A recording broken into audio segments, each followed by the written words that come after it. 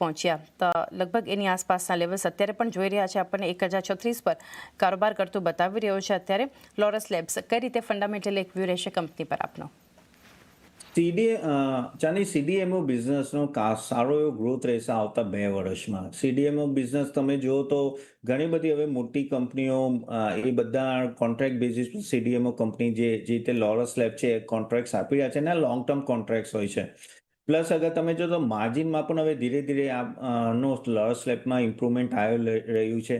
કેપેક્સનું જે ઓલરેડી જે કરી રહ્યા છે એનો બેનિફિટ આપણે 2027માં જોઈશું અને એપીઆઈ સ્ટેબિલાઇઝેશન પણ આઈ થિંક નેક્સ્ટ યરથી ફિસ્કલથી થશે. તમે અગર જો તો રેવન્યુ જે સીડીએમઓ બિઝનેસથી જે ઓલમોસ્ટ 22%થી ગ્રોથ થઈ રહ્યો છે.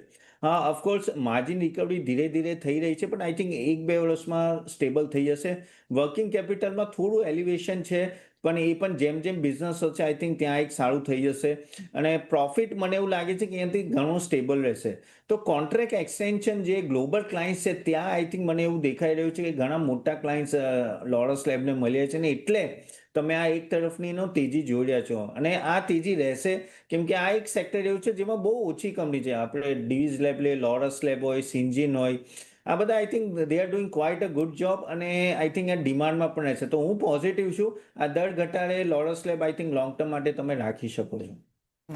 બાયોડિપ્સ લોંગ ટર્મ માટે એક વ્યૂ પોઝિટિવ લોરસ લેબ્સ પર બનતો જોઈ રહ્યા છીએ. રૂપેશ